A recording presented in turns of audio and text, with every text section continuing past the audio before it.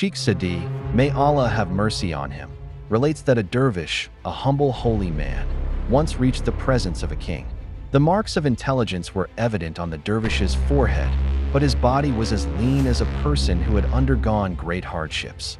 In this state, he wore a cloak that had hundreds of patches on the front and back. When he reached the king's court, the king, who was wise and a good judge of character, gauged the dervish's intellect from his conversation. He included the dervish among his servants. The dervish performed his duties with such diligence and wisdom that his services proved very useful, and eventually, he reached the rank of prime minister. The former prime minister began to feel jealous of him and tried to find some fault in him to bring to the king's attention and have him punished. However, the dervish prime minister was so intelligent and pure-hearted that no flaw could be found in his work. After a long time, the jealous former minister discovered a piece of information: that the king was very fond of two slaves who were incredibly beautiful. This dervish prime minister also liked them and used to visit them often. The dervish would talk to them with great affection and kindness. The jealous minister gave a distorted color to this pure friendship. By adding salt and pepper, exaggeration, he told a fabricated story to the king, claiming that the new prime minister was a bad character and was trying to lead the king's handsome slaves astray. The king did not believe in hearsay. He scolded the jealous minister, saying that he was simply jealous of the dervish's ability.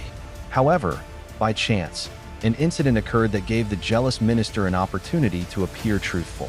It happened that the dervish prime minister looked at one of the slaves for some reason. Their eyes met, and the slave smiled. The jealous minister, who was always on the lookout, immediately showed this scene to the king. The king decided to punish the dervish in a fit of anger, but he then remembered that one should not punish anyone until a full investigation is conducted. Therefore, he called the dervish prime minister and said, "Oh man, we thought you were very noble and capable, and for that reason, we revealed the secrets of the kingdom to you and made you prime minister. But we regret that our assessment was wrong."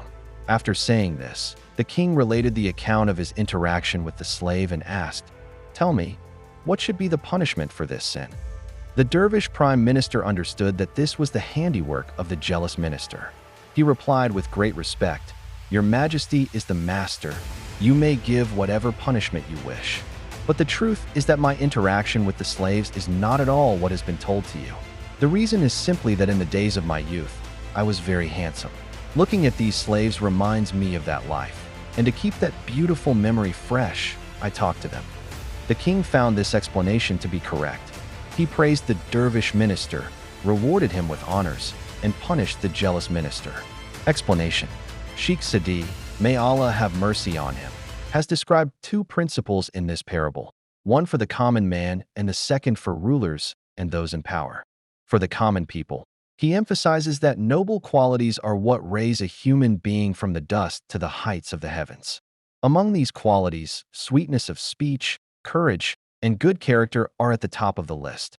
Because of these qualities, the dervish not only reached the highest stages of progress, but also foiled the conspiracy of his enemy. For rulers, Saadi's advice is that for high offices, they should select the best people, keep their senses and wits about them even when angry, and make decisions only after a thorough investigation.